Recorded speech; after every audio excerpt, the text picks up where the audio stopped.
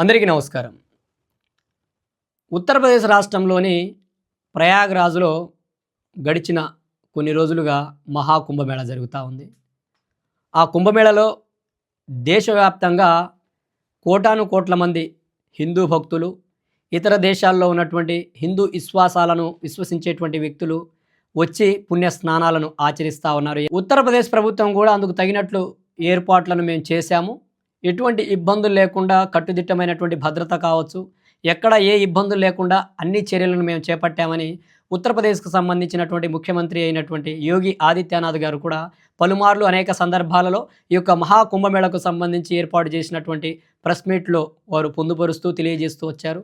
అయితే ఈ యొక్క మహాకుంభమేళ మొదలైనటువంటి కొన్ని రోజుల్లోనే అక్కడ భారీ అగ్ని ప్రమాదం జరగడం, ఆ అగ్ని ప్రమాదంలో సుమారు వందలాది ఈ యొక్క సంధువులకు సంబంధించినటువంటి వచ్చినటువంటి యాత్రికులకు, భక్తులకు సంబంధించినటువంటి వందలాది టెంట్లు కాలిపోయినటువంటి ఘటన మరొక ముందే మౌని అమావాస్య నాడు దేశవ్యాప్తంగా ఉన్నటువంటి నలుమూలల నుంచి కోటాను కోట్ల మంది హిందూ భక్తులు పుణ్యస్థానాలు ఆచరించడానికి ప్రయాగ్రాజ్ మహాకుంభమేళ స్థలానికి విచ్చేయడం, అక్కడ తొక్కిసలాట జరగడం, ఆ తొక్కిసలాటలో సుమారు 30 మంది మరణించినట్లు, వందల మంది క్షతగాతులు పాలైనట్లు కూడా ఆ రాష్ట్ర ప్రభుత్వం ప్రకటించింది. అయితే ఈ అంశాల నుంచి అటు ప్రభుత్వాలు కావచ్చు, లేకపోతే భక్తులు కావచ్చు, తెలుసుకోవాల్సింది ఏంటనే అంశాల గురించి మనం లోతుగా అధ్యయనం చేసేటువంటి ప్రయత్నం చేస్తే, ప్రధానంగా ఏదైతే మహాకుంభమేళకు వస్తున్నటువంటి భక్తులు ప్రధానంగా ఆరోపిస్తూ ఉంది, ఏదైతే ఈ కుంభమేళ జరుగుతున్నటువంటి ప్రాంతంలో విఐపి కల్చర్ ఎక్కువైంది. అధికార పార్టీలకు చెందినటువంటి నాయకులు, బలమైనటువంటి నాయకులు వచ్చినప్పుడు ఈ యొక్క సామాన్య భక్తులను కిలోమీటర్ల మేర ఇష్టానుసారంగా నిలిపివేసి గంటల పాటు వేచి ఉండేలా చేస్తూ ఉన్నారు. ఈ యొక్క విఐపీల వాహనాలకు ఇబ్బంది లేకుండా ఉండడం కోసం సామాన్య భక్తులు, సామాన్యంగా వచ్చేటువంటి ప్రజల యొక్క వాహనాలను ఏదైతే ఈ పుణ్యస్థానాలు ఆచరించేటువంటి ప్రదేశానికి 10-20 కిలోమీటర్ల దూరంలోనే పార్కింగ్ చేసేసి, అంత దూరం ఈ యొక్క సామాన్య భక్తులను అటు ప్రభుత్వ ట్రాన్స్పోర్ట్ ద్వారా కావచ్చు, లేకపోతే నడిచి వచ్చే విధంగా భక్తులను ఇబ్బందులకు గురి చేస్తూ వస్తూ ఉన్నారు. ఈ యొక్క పోలీస్ వ్యవస్థ కావచ్చు, ప్రభుత్వం కావచ్చు, పూర్తిగా నిర్వీర్యమైపోయి కేవలం విఐపీల సేవలలోనే తరిస్తూ ఉంది, విఐపీల కోసమే పనిచేస్తూ ఉంది. సామాన్య భక్తులకు సరైనటువంటి సౌకర్యాలను ఏర్పాటు చేయడం కానీ, వారికి కావాల్సినటువంటి స్థితిగతులను ఏర్పాటు చేయడంలో పూర్తిగా రాష్ట్ర ప్రభుత్వం విఫలమైందనే విధంగా ఆ యొక్క ప్రయాగ్రాజ్కు మహాకుంభమేళకు హాజరైనటువంటి భక్తులు అటు రాష్ట్ర ప్రభుత్వం మీద కావచ్చు, పోలీస్ వ్యవస్థ మీద కావచ్చు, రక్షణ విభాగాల మీద కావచ్చు ఆరోపణలు చేస్తూ ఉన్నారు. అందుకు తగినట్లుగానే అనేక ఆధారాలు, ఏదైతే విఐపి కల్చర్కు సంబంధించినటువంటి ఆధారాలు కూడా సామాజిక మాధ్యమాలలో 2 రోజులుగా చక్కర్లు కొడతా ఉన్నాయి.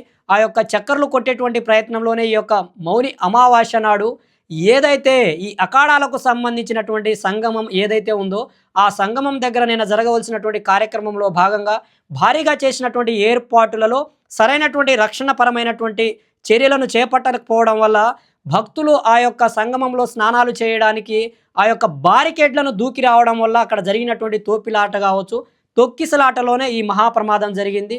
అలానే ఈ యొక్క లక్షలాది మంది, కోటాను మంది భక్తులు వస్తారని తెలిసినా కూడా ప్రభుత్వం ఎందుకు సరైనటువంటి చర్యలను చేపట్టలేకపోయింది? అందుకు సంబంధించినటువంటి రక్షణ బాధ్యతలను ఎందుకు సకాలంలో సవిధంగా నిర్వహించలేకపోయింది? కోట్ల మంది భక్తులు ఇప్పటికే హాజరవుతూ ఉన్నారు, పుణ్యస్నానాలు ఆచరిస్తూ ఉన్నారు. రాబోయేటువంటి రోజుల్లో కూడా కోట్ల మంది భక్తులు హాజరయ్యేటువంటి అవకాశం ఉందని కూడా అనేక సందర్భాల్లో పలుమార్లు కూడా ఆ రాష్ట్రానికి సంబంధించినటువంటి ప్రభుత్వం ప్రకటించినప్పటికీ, కోట్ల మంది భక్తులు హాజరవుతారన్నారని మీకు సమాచారం ఉన్నప్పటికీ తగు జాగ్రత్తలను, చర్యలను చేపట్టి ఈ యొక్క తొక్కిసలాటలు జరగకుండా ఎందుకు చర్యలు చేపట్టలేకపోయారో ఇక ఆ రాష్ట్ర ప్రభుత్వానికి వదిలివేయాల్సినటువంటి అంశం. ఇప్పటికైనా యోగి సర్కార్ పలు జాగ్రత్తలను తీసుకొని మరి కొన్ని రోజులు ఈ యొక్క పుణ్యస్థానాలు కావచ్చు, ఈ మహాకుంభమేళ జరిగేటువంటి అవకాశం ఉంది కాబట్టి ఆ యొక్క ఇప్పటికైనా అక్కడ ఎటువంటి ఇబ్బందులు జరగకుండా తగు జాగ్రత్తలను చేపట్టి సంబంధించినటువంటి అధికారులను డిప్లాయ్మెంట్ చేసి కనీసం ఆ యొక్క ప్రయాగ్రాజ్కు సంబంధించినటువంటి ఉన్నతాధికారులు, పోలీస్ అధికారులు కావచ్చు, ఎస్డిఎం కావచ్చు, ఆ యొక్క భారీ తొక్కిసలాట జరిగితే వాటి మీద కనీస సమాచారం లేకుండా మీడియాతో వారు మాట్లాడినటువంటి మాటలు కావచ్చు, ఎంత నిర్లక్ష్యం, ఎంత బాధ్యతారాహిత్యం కనబడతా ఉందో చాలా స్పష్టంగా అర్థమవుతా ఉంది. కేవలం హిందువుల కోసమే మేము అన్నీ చేస్తున్నాం, హిందువులకు అన్ని సకాల సౌకర్యాలను ఏర్పాటు చేయడం కోసమే మేము కృషి చేస్తున్నామని కేవలం మాటలను చెప్పడం కాదు, వాటిని ఆచరణలో పెట్టాల్సినటువంటి బాధ్యతలు కూడా ప్రభుత్వాల మీద ఉంది. అలానే ప్రధానంగా నేను హిందూ భక్తులకు, అలానే అది ఏ మతానికి సంబంధించినటువంటి భక్తులకు కావచ్చు, ఒకటే నేను తెలియజేస్తూ ఉన్నారు. ఏదైనా ఓ గొప్ప కార్యం జరుగుతూ ఉన్నప్పుడు, ప్రత్యేకమైనటువంటి ఒక రోజు ఉన్నప్పుడు పలోమని గుంపులుగా వెళ్ళిపోయి అక్కడ ఇష్టానుసారంగా ఏదో సాధించేద్దాం, ఏదో చేసేద్దామని వెళ్ళిపోయి అక్కడ జరిగేటువంటి ప్రమాదాల్లో ప్రాణాలు పోగొట్టుకోకపోతే నిదానంగా వెళ్ళి 1 రోజు 2 రోజులు 3 రోజులు ఆలస్యం అవ్వచ్చేమో, కానీ ఏం జరగదు కదా. నది ఎక్కడికైనా వెళ్ళిపోతుందా? పుణ్యస్థానాల ఘాట్లు ఏమైనా వెళ్ళిపోతాయా? ఎక్కడికి వెళ్ళవు కదా. ప్రశాంతంగా వెళ్ళి స్నానాలు ఆచరించండి. అంతేకాని ఏదో ఒక ప్రత్యేకమైన దినం, ఈ దినాన్నే చేయకపోతే ఏదో కొంపలంతుకుపోతాయి, ఈ దినానికి వెళ్ళకపోతే ఏదో జరిగిపోతుందని మిమ్మల్ని మీరు భ్రమల్లో పెట్టుకొని ఆ భ్రమల వల్ల అక్కడికి వెళ్ళి కోటాను కోట్ల మంది ఒక చోట గుమ్మిగూడి ప్రమాదానికి కారకులు అవుతున్నారే తప్ప దీనివల్ల ఏదైనా ఉపయోగం ఉందా? ఈరోజు మరణించినటువంటి 30 మంది కుటుంబాలకి ఎవరు బాధ్యత తీసుకోవాలి? ఈరోజు ప్రభుత్వం ఇస్తున్నటువంటి 25 లక్షల రూపాయలతో ఏం జరుగుతూ ఉంది? ఏం జరగదు కదా. ఈరోజు పోయిన ప్రాణం తిరిగి వస్తుందా? రాదు కదా. ఈరోజు పుణ్యస్నానాలు ఆచరిస్తే పుణ్యం వస్తుందని వెళ్ళి ప్రాణాలను పోగొట్టుకున్నారు. దీనివల్ల ఉపయోగం ఏంటి?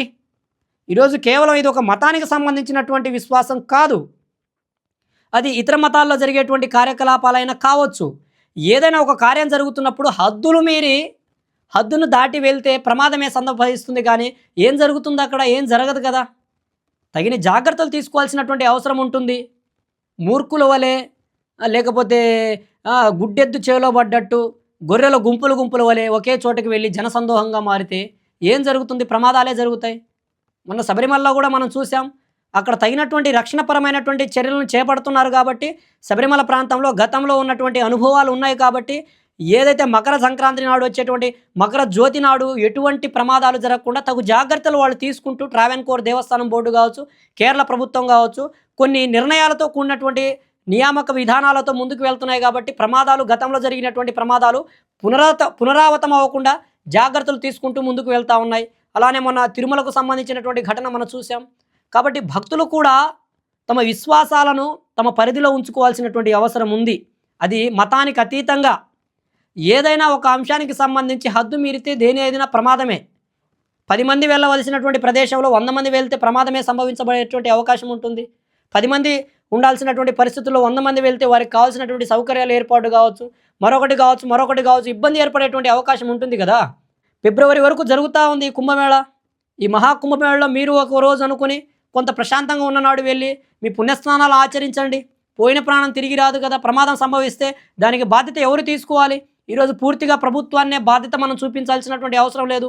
ప్రభుత్వ నిర్లక్ష్యం కొంత ఉన్నప్పటికీ భక్తులు కూడా నిర్లక్ష్యం చాలా పెద్ద స్థాయిలో కనబడతా ఉంది. ఇష్టానుసారంగా బారికేడ్లు దూకడం, ఇష్టానుసారంగా వ్యవహరించడం, ఆ ప్రభుత్వ విధి విధానాలకు వ్యతిరేకంగా వారు అటు వెళ్ళొద్దురా బాబు అంటే మనం అటే వెళ్తాం, అక్కడికి వెళ్ళొద్దంటే అక్కడికే వెళ్తాం, ఇలా చేయొద్దంటే అదే చేస్తాం, ఇలా వెళ్ళొద్దంటే అక్కడికే వెళ్తాం. పొరపాట్లు మన దగ్గర కూడా ఉన్నాయి. అన్నిటికీ ప్రభుత్వాన్ని బాధ్యత చేయాల్సినటువంటి అవసరం లేదు. మనల్ని మనం సెల్ఫ్ కంట్రోల్ చేసుకొని మనలో మనం జాగ్రత్తగా ఉంటే ఇలాంటి ప్రమాదాలు జరగకుండా నివారించేటువంటి అవకాశం ఉంది. ఈరోజు కోటాను కోట్ల మంది భక్తులను నిలువరించేటువంటి పరిస్థితి పోలీస్ వ్యవస్థకు ఉంటుందా అంటే ఉండదు. మనం స్వీయ నియంత్రణ కలిగి మనల్ని మనం నియంత్రించుకుంటేనే ప్రమాదాలు జరగకుండా ఆపగలమేమో తప్ప అన్ని పోలీస్ వ్యవస్థే చేయాలి, అన్ని ప్రభుత్వమే చేయాలంటే అన్ని ప్రభుత్వంతో సాధ్యం కాదు. ప్రభుత్వం చేయాల్సినటువంటి చర్యలు ప్రభుత్వాలు చేస్తాయి. వాటికి అనుగుణంగా ప్రభుత్వం ఇచ్చినటువంటి విధి విధానాలకు అనుగుణంగా మనం నడుచుకుంటే తప్పకుండా ఈ యొక్క తొక్కిసలాటలు కావచ్చు, ఈ యొక్క మాస్ గ్యాదరింగ్ కావచ్చు, వీటి వల్ల ప్రమాదాలు జరగకుండా ఉంటాయి. కాబట్టి ఇప్పటికైనా యోగి ఆదిత్యనాథ్ గారు కావచ్చు, అలానే యూపీ సర్కారు రాబోయేటువంటి రోజుల్లో జరిగేటువంటి ఈ కుంభమేళ మహాస్థానాల్లో కూడా ఎటువంటి పొరపాట్లు జరగకుండా ఇప్పటికే 2 పెద్ద ప్రమాదాలు జరిగాయి. ఈ ప్రమాదాలు పునరావృతమవకుండా తగు జాగ్రత్తలు తీసుకోవాల్సినటువంటి బాధ్యత కూడా ఆ రాష్ట్ర ప్రభుత్వంపై ఉంది. అలానే ఆ యొక్క కుంభమేళలో మృతి చెందినటువంటి మృతుల కుటుంబాలకు కూడా తగు న్యాయం చేయాల్సినటువంటి అవసరం ఈరోజు రాష్ట్ర ప్రభుత్వం మీద, కేంద్ర ప్రభుత్వం మీద ఉంది.